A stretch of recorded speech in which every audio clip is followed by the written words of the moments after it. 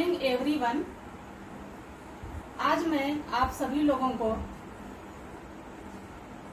Kohlberg के insight theory के बारे में बताऊंगी। इनसाइट थ्योरी का मतलब है सूझ या अंतर्दृष्टि। इसको कॉग्निटिव थ्योरी भी कहते हैं। इस थ्योरी को गेस्टाल्ट वादियों ने दिया था। कोहलबर्ग ने ये बताया कि पशु भी मनुष्य की तरह ही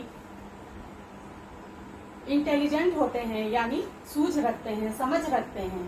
अगर उनको भी उस परिस्थिति में रखा जाए, उनको भी समस्याएं दी जाए, तो वो उसका समाधान ढूंढने में सफल होते हैं। उन्होंने अपने निरीक्षण करके ये बताया कि थॉर्नडाइक और स्किनर की थ्योरी से ज्यादा हमारी यानी अंतर्दृष्टि की थ्योरी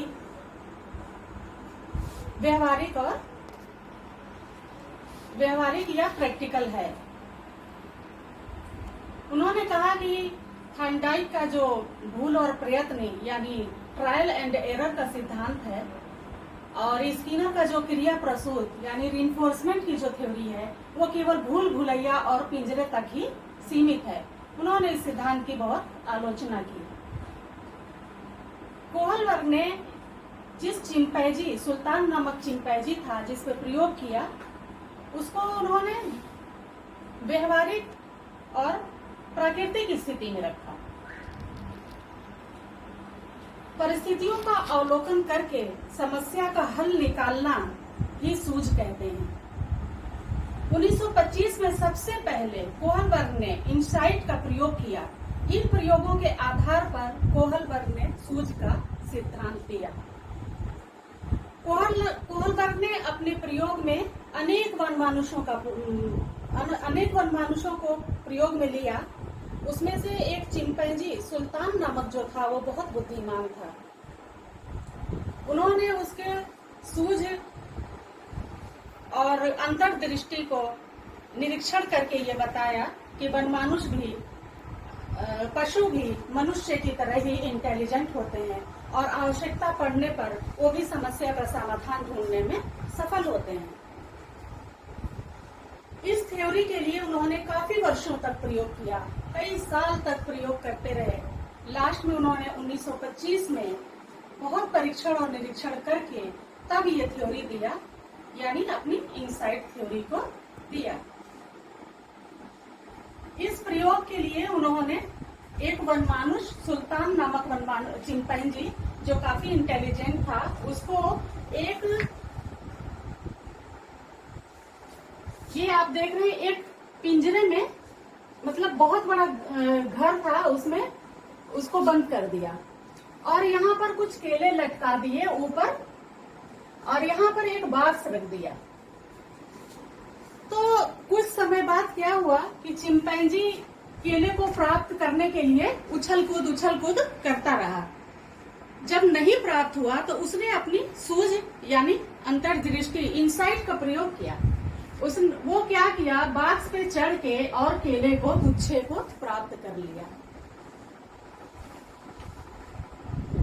अब क्या किया, कोहलबर्ग ने इस जटिलता के स्तर को और बढ़ा दिया। दूसरे एक्सपेरिमेंट में उन्होंने क्या किया कि एक और बॉक्स यहाँ पर रख दिया।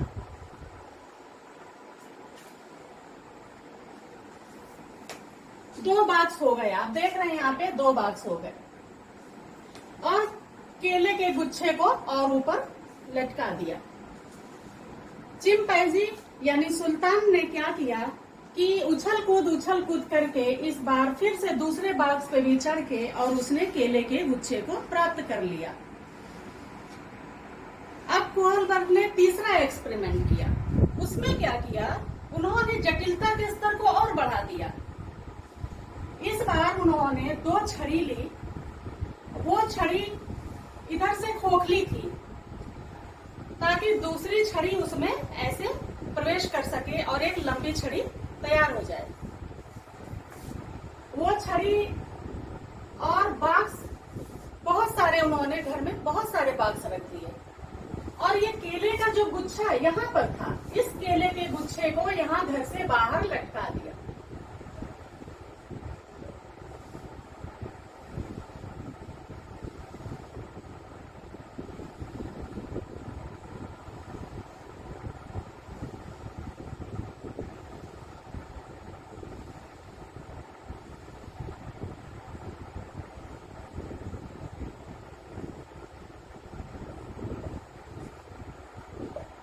अब आप ये देख रहे हैं, जो यहाँ केले का गुच्छा लटका था, अब उन्होंने इसको गुच्छे को घर से बाहर लटका दिया और यहाँ पर बॉक्स बहुत सारे रख दिए और सुल्तान घर में है। अब उसने सोचा कि अब मैं क्या करूं।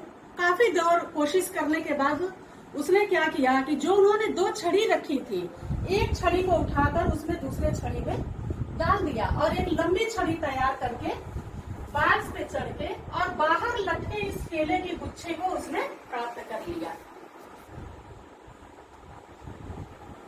अब ये सिद्धांत जो है शून्य में नहीं उत्पन्न होगा, वैक्यूम में नहीं होगा।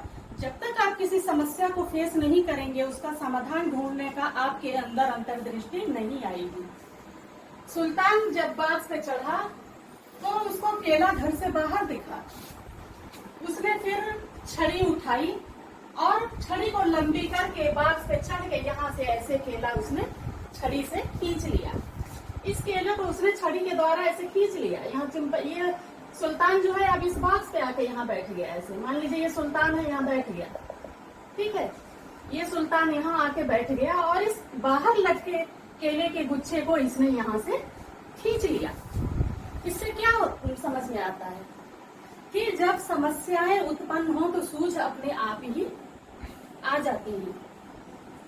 तो ये वनमानुष ने जो केला प्राप्त कर लिया, उन्होंने 3 स्तर की जटिलताएं उसको दी और तीनों में वो सफल रहा। इस प्रयोग को करके ही 1925 में उन्होंने ये सिद्ध किया कि पशु भी जो है वो मनुष्य की तरह ही इंटेलिजेंट होते हैं, उनके अंदर भी सूझ, समझ और अंतर्दृष्टि होती है। वो भी आवश्यकता पड़ने पर अपने इंसाइट का इस्तेमाल करते हैं।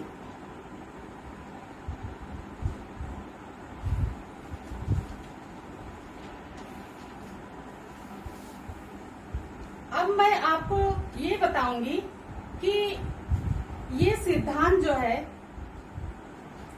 वो कहाँ पर उपयोगी है, इसका शैक्षिक महत्व क्या है। अंतर्दृष्टि का जो सिद्धांत कोहलबर्ग ने दिया, उसका शैक्षिक महत्व क्या है।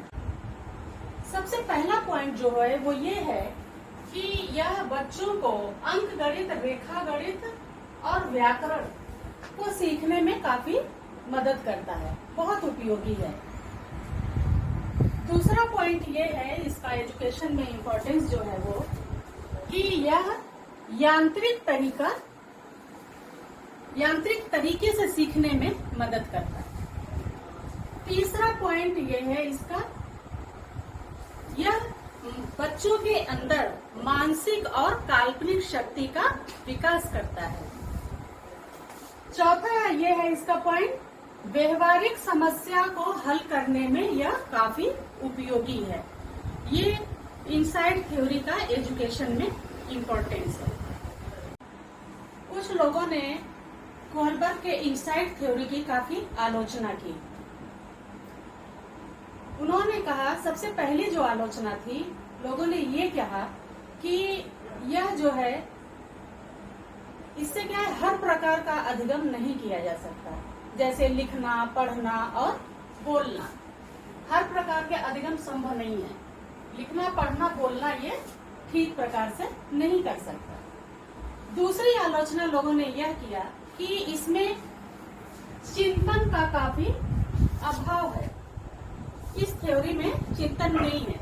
सुल्तान को क्या है, अचानक ट्रिक आया और उसने समस्या का हल ढूंढ लिया, तो इसमें चिंतन का अभाव है।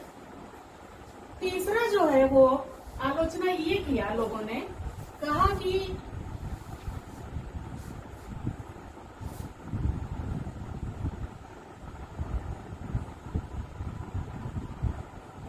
मनोवैज्ञानिकों ने ये कहा कि अचानक समस्या का समाधान ये एक संयोग की बात है। मात्र एक संयोग है। ऐसा हर बार नहीं हो सकता। जैसे सुल्तान तुरंत बाग पे चढ़ा और केला ले लिया, ऐसा ये हर बार संभव नहीं है। इसलिए लोगों ने इसे कहा कि ये तो मात्र एक संयोग है। अब चौथा जो आलोचना है वो ये हुआ, लोगों ने कहा कि थॉर्नडाइक की थ्योरी जो ट्रायल एंड एरर यानी भूल और प्रयत्न का जो सिद्धांत है वो काफी कुछ हद तक ठीक है, क्योंकि जब भी बच्चे कुछ सीखते हैं तो पहले के जो थोड़े बहुत एक्सपीरियंस है, अनुभव है, वो नेक्स्ट में काम करते हैं। जैसे थॉर्नडाइक का मानना था कि कोई काम हम कर रहे, जैसे साइकिल ही मान लीजिए सीख रहे हैं, तो एक बार साइकिल से गिर गए।